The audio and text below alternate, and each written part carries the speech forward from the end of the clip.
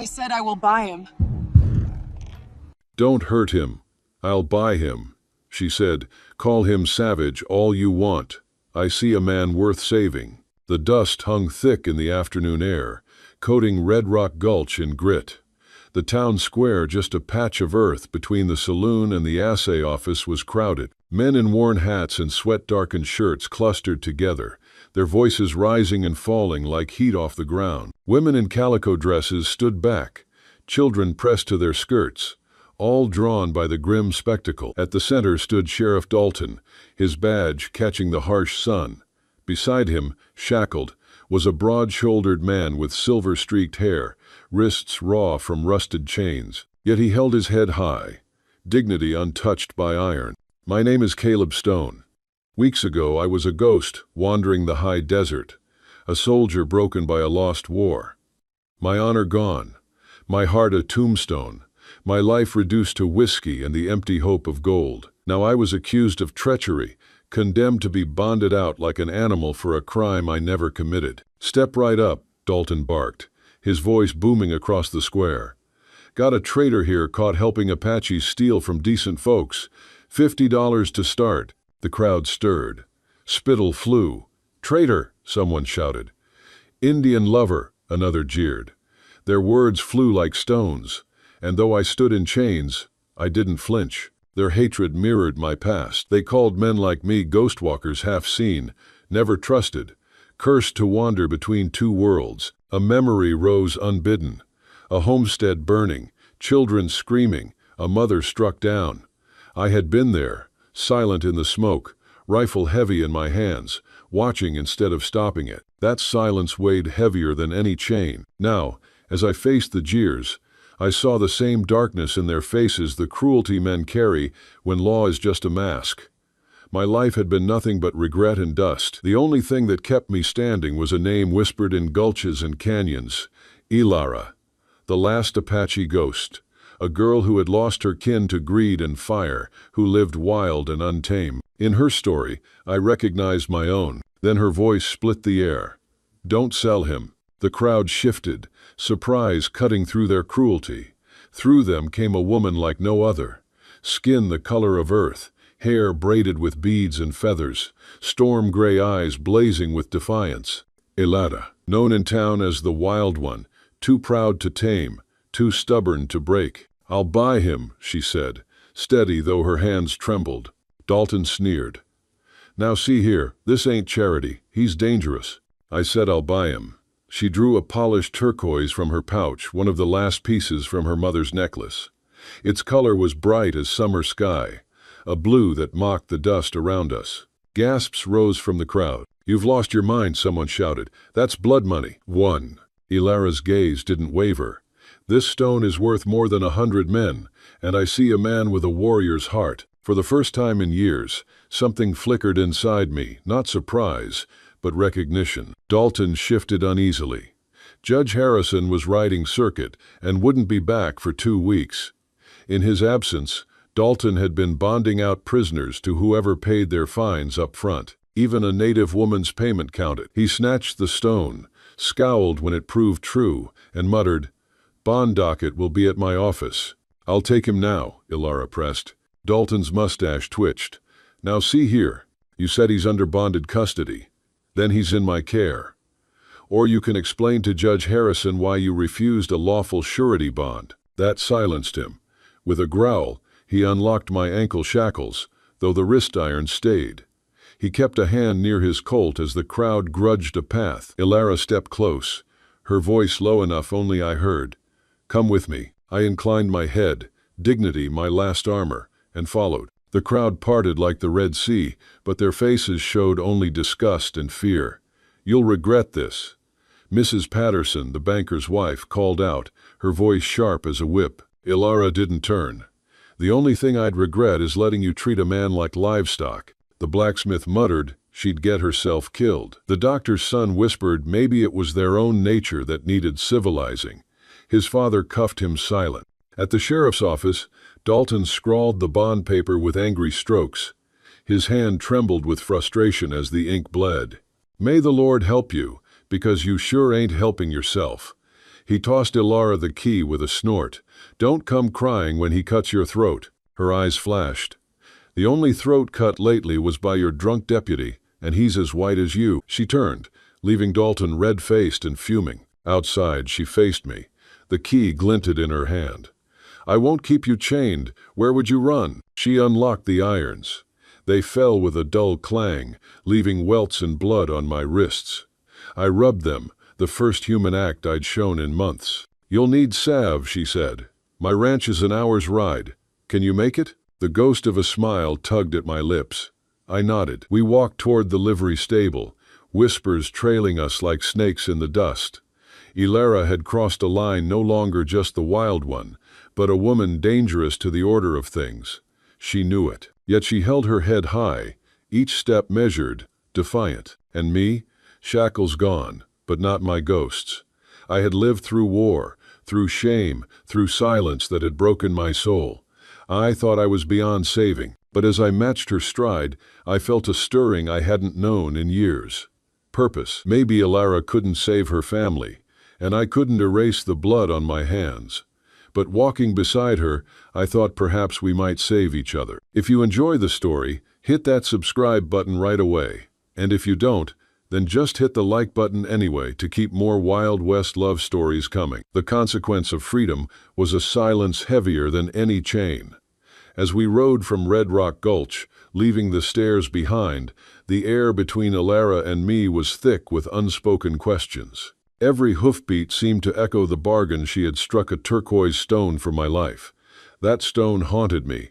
I knew enough to see its worth, not just in trade, but in memory. Likely the last piece from her mother's necklace, carried through loss and fire. She had given it up for me, a man in chains. The thought sat heavier on my shoulders than any iron ever had. The sun hammered the horizon. Dust curled beneath our horses' hooves, and the creak of leather was the only rhythm that broke the quiet. I rode stiff in the saddle, back straight, eyes scanning the ridges as habit demanded. Once, in war, I had learned danger came from every direction. That lesson never left me. Ilara rode close, her figure outlined in the falling light, braids glinting with beads that caught the sun. From the corner of my eye I saw her shift, favoring her left side. A wound, maybe. Hurts not all visible, but carried. "We'll stop at the creek," she said, pointing toward a line of cottonwoods that shimmered green against the red earth. At the water, she dismounted carefully, knelt, and drank from her hands, as though honoring the land itself. She could have used the tin cup tied to her saddle, but instead she cupped her palms, let the water run through her fingers, let it glisten like liquid silver. When she looked up, I was watching. "The water's good here," she said. Words scraped out of me, rough from disuse. "Water knows. Clean heart, clean water." She blinked, surprised at the sound of my voice. My English was accented but clear. "You speak well," she said softly. "Mission school," I answered shortly. Then, after a pause, bitterness slipped out. "They say, make us civilized." The silence between us grew heavy. She didn't push further, only studied me for a long moment. Then she asked my name. I let the quiet stretch until it seemed I might never speak again. Finally, "Caleb. They gave me Caleb at the mission, my people's stone, Caleb Stone." She repeated it gently, as if testing the weight. "Caleb." I studied her face, the steadiness in her eyes. "You are not afraid?" "No." "Should I be?" she asked. "Others always fear. They see ghost walker. You see man?" "Yes," Ilara said simply. Something shifted in me then, a knot loosening, though pain lanced through my ribs when I moved. "You're hurt," she said, sharp with concern. I shrugged, then pulled aside my shirt. Bruises spread dark across my ribs, scars etched like maps across my back. "Who did this?" she whispered, though the answer was plain. "Does not matter. Is done. Lek." "It matters to me," she said fiercely. I looked at her with something close to wonder. Strange woman. Buy man like horse, yet worry for his pain. "I didn't buy a man," she said. "I bought your freedom." Her words struck deeper than any bullet. We mounted again and rode on.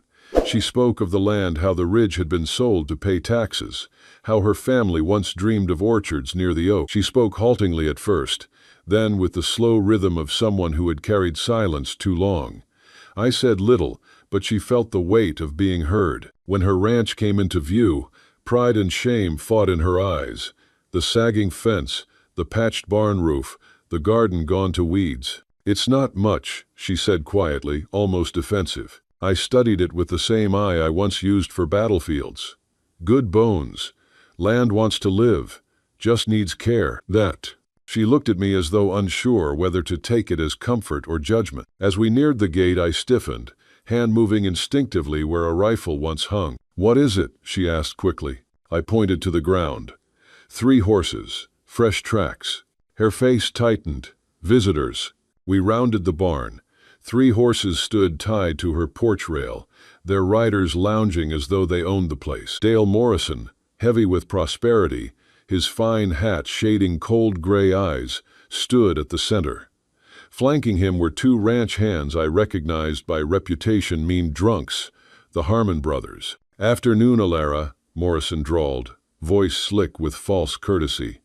"Heard about your bond purchase.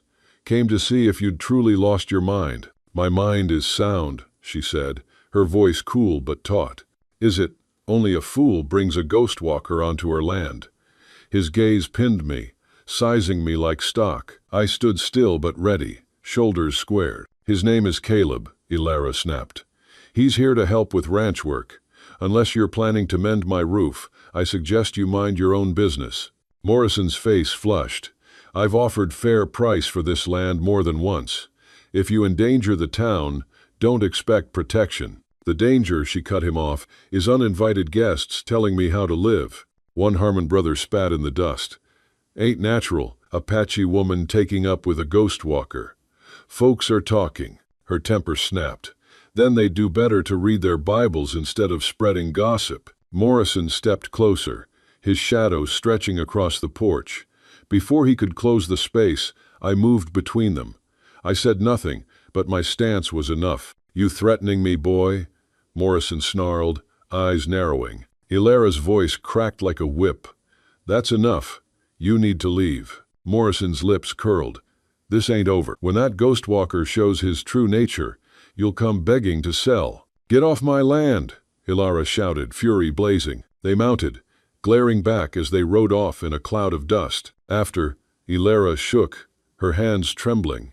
I guided her to the porch and brought water from the barrel. She drank deep, breath uneven. "Thank you," she whispered.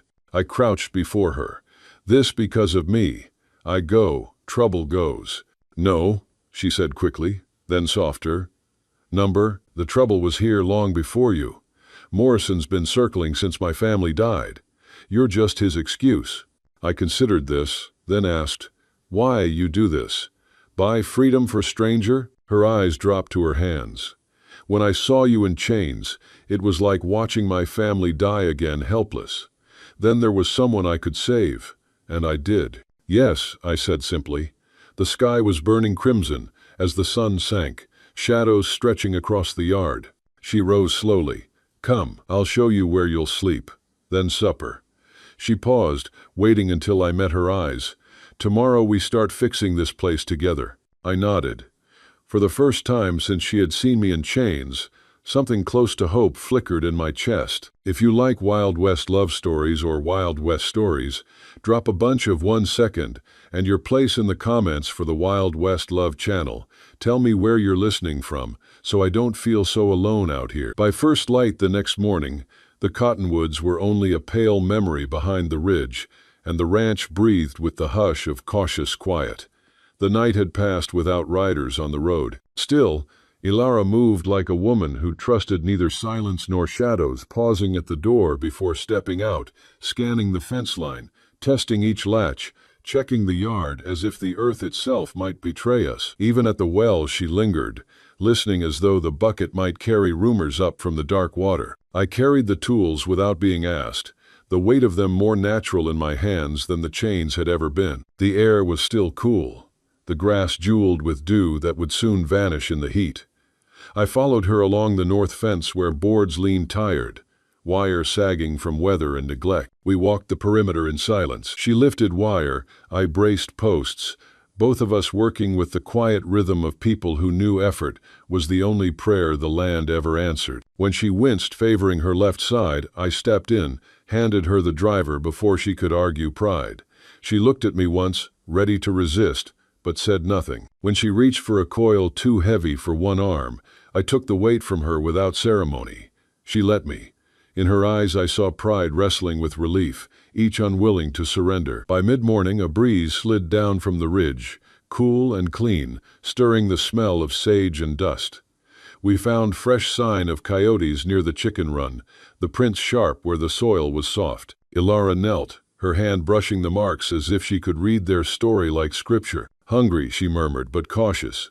We patched a gap where boards had pulled away, layering planks until the coop was snug again. All the while, she spoke quietly, haltingly of the ridge her father once owned, of the oaks he had planted with hope of shade and fruit, of the taxes that had stripped it all away. Her voice carried sorrow, but also a stubborn ember of pride. I spoke little, but when I did, it was of the work.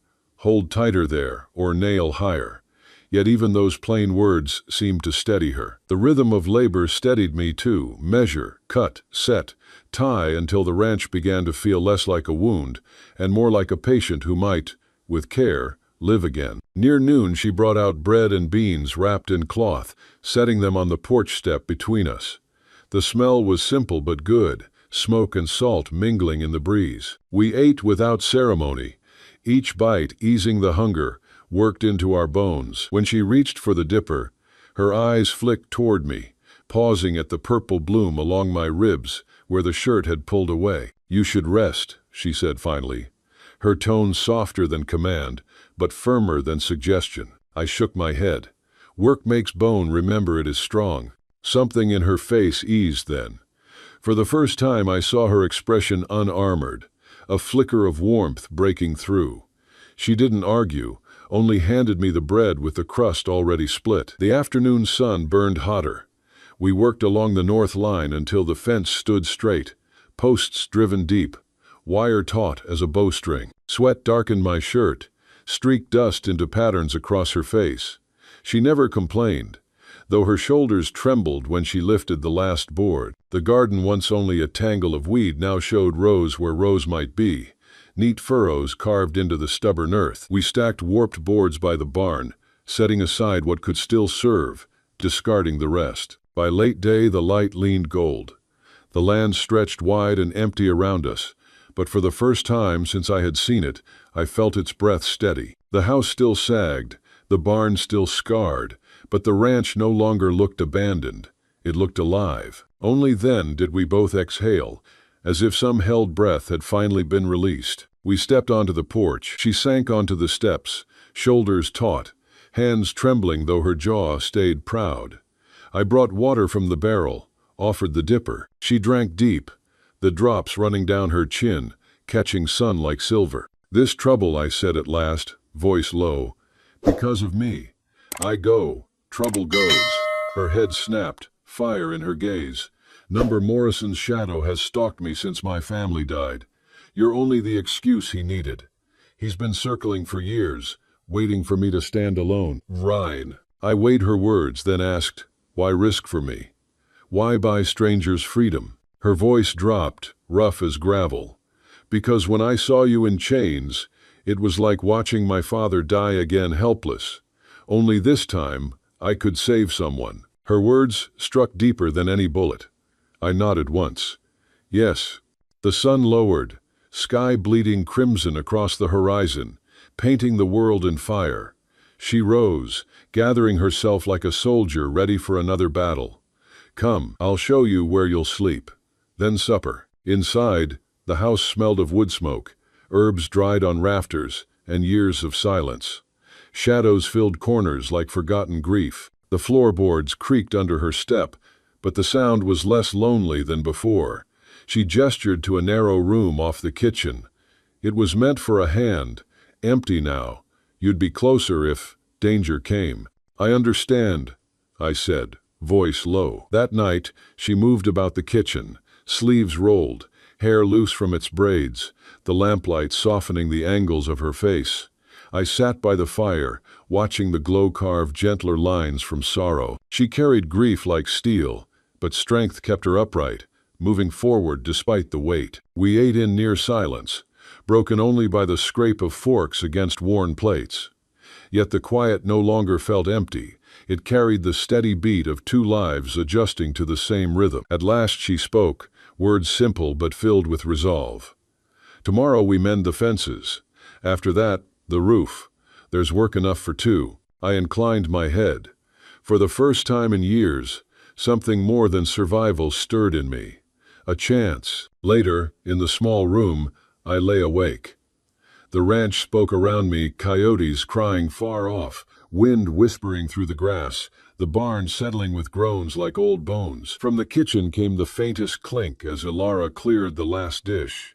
Then silence, broken only by the soft rhythm of her breathing in the room beyond. It was not my home, yet it no longer felt strange. The night wrapped the house, and with it came the first fragile thread of belonging. Ilara had called me a man with a warrior's heart. In the dark, with stars burning cold beyond the window, I turned those words over like prayer beads. They felt heavier than iron, sharper than shame, stronger than blood. And in that moment, I made a vow. Her faith would not be wasted.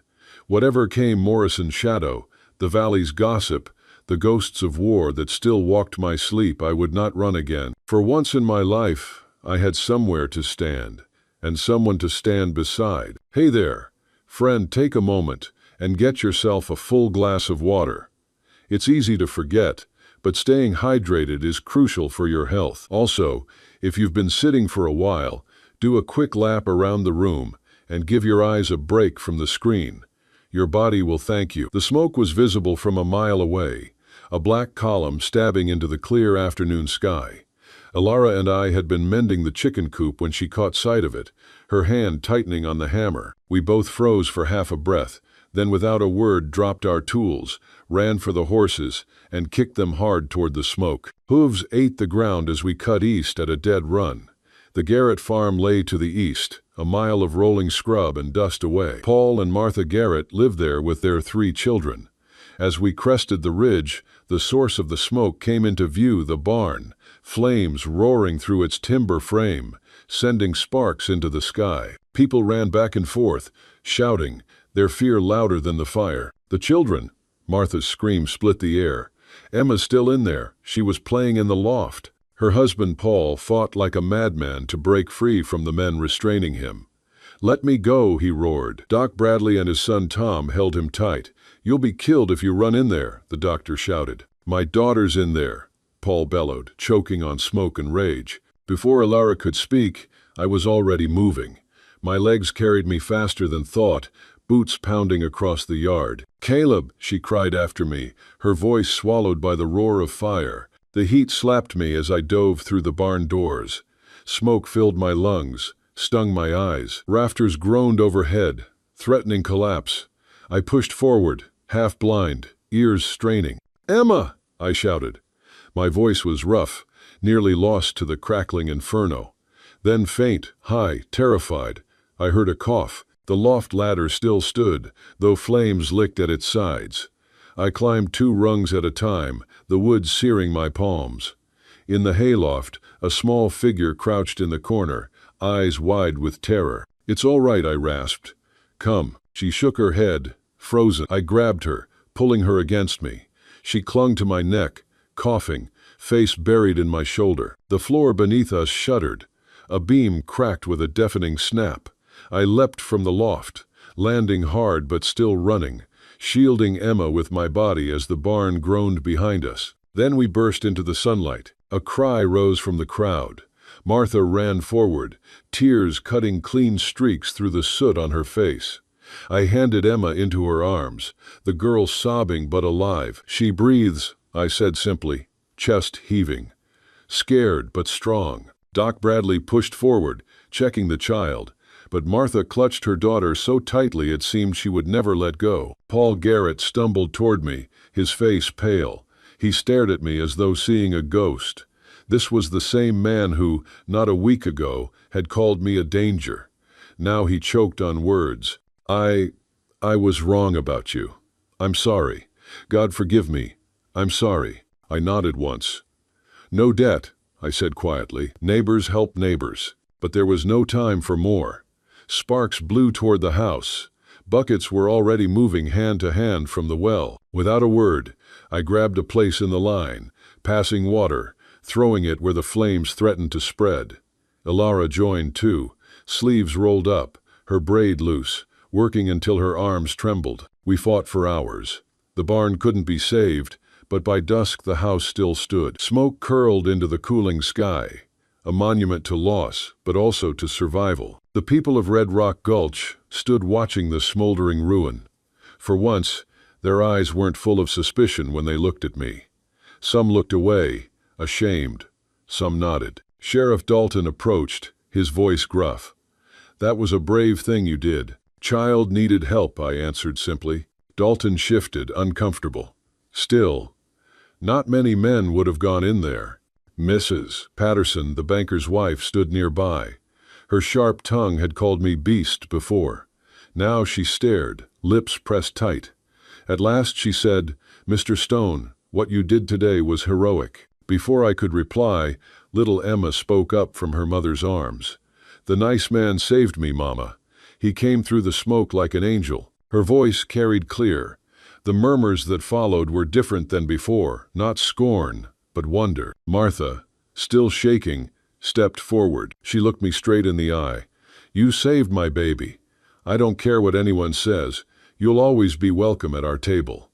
Then, in front of everyone, she kissed my cheek. The crowd gasped. Mrs. Patterson sputtered, Martha, but Martha whirled on her. Don't you Martha me, Prudence. This man risked his life while others just argued. If that makes him a ghost walker, then maybe we need more ghost walkers. Paul Garrett stepped forward too, extending his hand. His eyes were wet. I owe you a debt I can never repay. But I'll start by saying I was wrong. I clasped his hand. No debt, I said again. Neighbors. For the first time in years, the word didn't feel empty. The crowd slowly dispersed, but something had changed. Some men clapped my shoulder. Some women whispered, their eyes softer. Not all, not Reverend Blackwood, who muttered about devils in disguise, but enough. Ilara stood beside me, her face fierce with pride. As we turned to leave, Tom Bradley hurried up. Mr. Stone, he said, almost shy, I want to learn from you. About horses, about tracking, if you'll teach me. I studied him, then nodded once. Come to ranch, we talk. The walk home was quiet. Smoke still smeared the sky. Ilara noticed me holding my arm stiffly. You're hurt. Small burn, nothing bad. She didn't believe me, but said only, we'll tend it at home. Back at the ranch, she cleaned the burns with steady hands. Her face was pale, her eyes shadowed. At last she whispered, you could have died. You would have gone in for child, I said softly. I know this. Her hands froze. When you disappeared into that fire, I was more afraid than I've ever been. Not even when my family, she broke off, swallowing hard. I caught her hand gently. I am here, I said simply. Not going anywhere. Her eyes met mine then, wide and searching.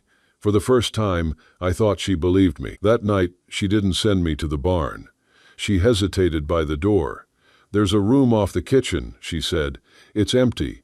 You'd be closer if danger came. I understood. For the first time since her family's deaths, Ilara slept with another soul under her roof, knowing he would rise if danger came. And in that small room, listening to the night sounds of a place not yet mine, I made a vow. Her faith would not be wasted. If you're watching on television, don't hesitate, grab your phone and hit subscribe to my channel so you'll never miss out on our amazing characters. The barn raising at the Garrett farm drew nearly everyone in the valley.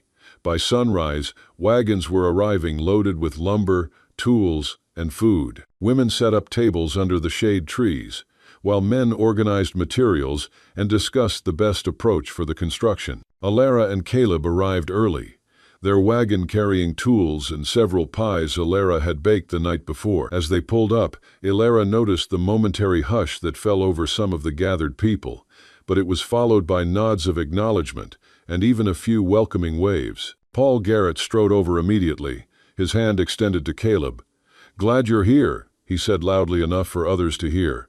"We'll need your expertise on those main beams." The work began in earnest as the sun climbed higher. Caleb found himself at the center of the heavy lifting, his strength and knowledge of construction making him invaluable. Men who had previously crossed the street to avoid him now worked beside him, following his quiet directions for the safest way to raise the massive timbers. "Steady now," Caleb called as they lifted a particularly heavy beam.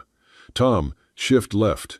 Mr. Garrett, hold your end higher." His voice carried natural authority, and the men responded without question. Elara worked with the women, but she couldn't help watching the transformation taking place. Where once there had been suspicion and hostility, now there was respect, grudging from some perhaps, but genuine from others. Around midday, when the sun was at its fiercest, Martha Garrett called everyone for the noon meal.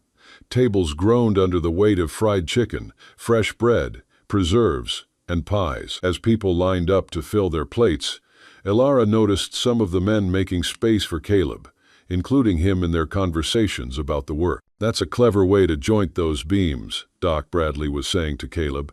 "Where did you learn that technique?" "My people build lodges to last many seasons," Caleb replied. "Must stand strong against winter storms, summer heat. Different materials, but same principles."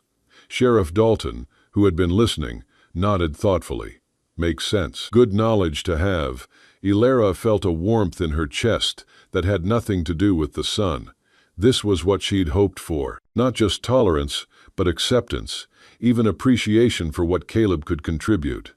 The afternoon's work progressed smoothly, the barn's frame taking shape against the sky. Young Tom Bradley worked closely with Caleb, eager to learn, asking questions about everything from construction to horsemanship. As the sun began to sink toward the horizon, the barn stood complete, lacking only the finishing touches that the Garretts would add over the coming weeks. The crowd gathered to admire their handiwork, tired but satisfied.